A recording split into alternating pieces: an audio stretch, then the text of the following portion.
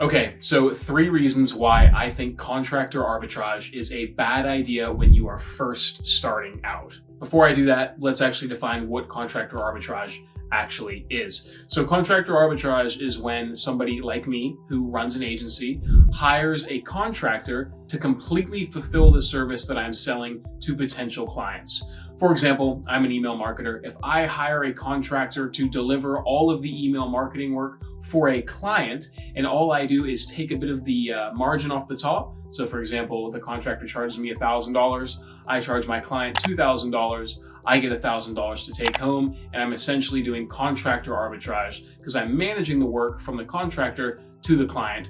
That is called contractor arbitrage. Now, within the SMMA space, there is a lot of contractor arbitrage that gets pushed and promoted. And personally, I think it's a terrible fucking idea, especially when you are starting out. And I'm going to give you 3 reasons as to why I think that is. Number 1, when you are starting out, you should really know the service that you are selling. A lot of the times people promote contractor arbitrage and they say you can do it without having any of the skills that you actually need to deliver the service. And the reality is, that's a lie. People think you can just jump into, for example, email marketing, not know anything about it, hire on a contractor and fully deliver the service without any knowledge of that service. And that is absolutely not the case. And it falls through in many different situations. And I think occasionally some people will actually catch a bit of a windfall and deliver the service.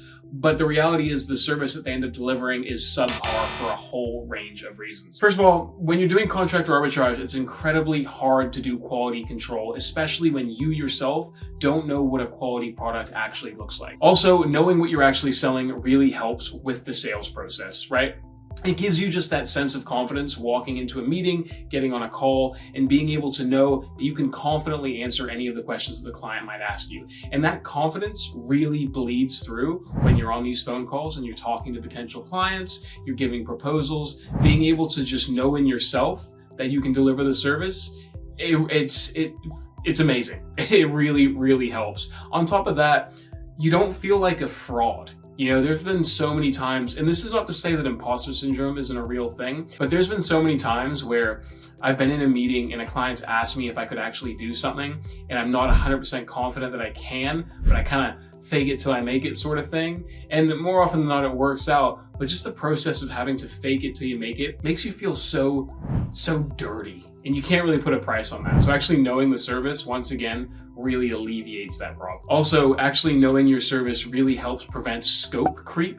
This is something that I deal with on a daily basis. And basically scope creep is when you have a predefined set of deliverables and the client asks you for a little bit more, and the scope of that work gradually gets bigger and bigger and bigger, and that can really cut into your margins and cause you to lose a lot of profit. And that is very easily done if you don't actually know the ins and outs of the service you're delivering. For example, somebody could say, hey Gavin, we've got you on board to do email marketing, and we want you to just do a bit of SMS marketing as well. That's pretty easy, right?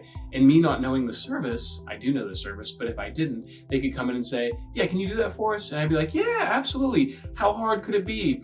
And then all of a sudden, I've actually got like another 10 hours of work I need to deliver a week for the same price, cutting into my margins. Number 2 reason that I think contractor arbitrage is not a good idea is because it really, really cuts into your margins early on.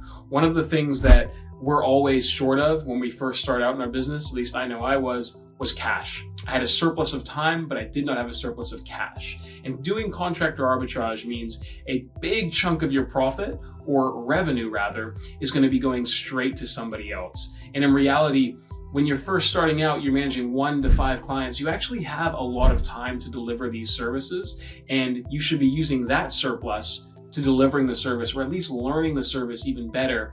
And then over time, once you're unable to manage all that workload, you then bring a contractor on board and potentially looking at doing a bit of contractor arbitrage long-term when you actually know the service that you're delivering and your margins permit it. Finally, number 3 is reliability. I don't know how many times I've had contractors jump on board of my team, everything looks amazing, and then all of a sudden they completely drop off the radar. And if you're doing contractor arbitrage before you know how to deliver the service that you're selling, that leaves you in a really bad position. For example, let's say you have a deadline of Friday, and then on Tuesday, you can't seem to get in touch with your contractor.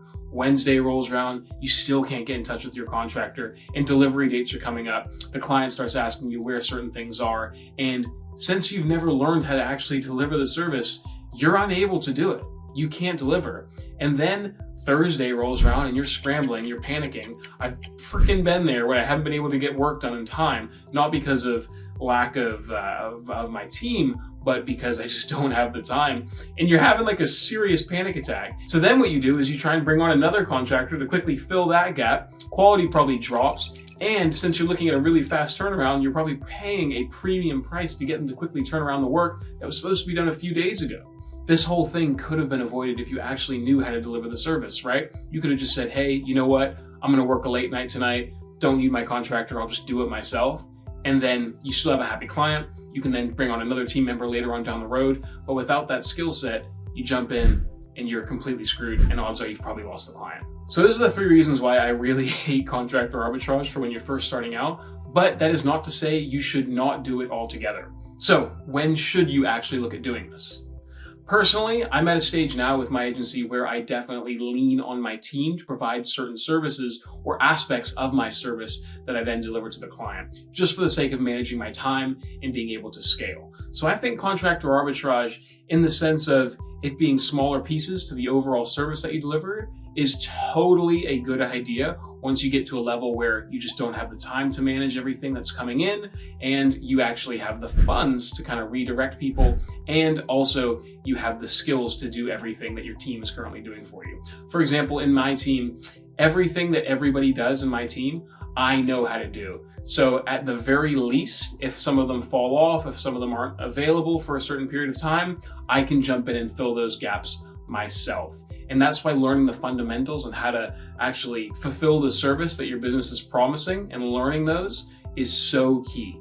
I think as a business owner, you should really know how to do every single aspect of your business. And I will fully admit, I am not there yet, but I'm definitely learning how to do that. And I'm definitely moving into that space. Whether that be, in my case, designing an email, scheduling an email, or doing my accounting, or doing my own marketing. Before I outsource it, learn all those fundamentals, because if you're really thinking long-term about this, you'll take those skill sets and apply it to other businesses, or apply it to your business to grow even further. Or when you do bring on other people, you know what bullshit looks like, right? You can call them out saying, hey, this isn't actually how I've done it. Why are you doing it differently? And then if they get off flustered and they don't have an actual reason, you can discern quality between different providers just based on that. Awesome, guys. I hope that helped. Short and sweet video today. Once again, if you like the videos, please subscribe, like this video, comment, all that good stuff. To those that have subscribed and that are commenting, really appreciate it. It keeps these videos coming. And we'll have an update on my agency very soon as well. So for those of you who are new, we do monthly agency updates where I just give a status update for the month that has been in terms of everything that's going on with my agency. Pretty good so far. As of filming this month, things are going well, but the previous month was terrible. So who knows?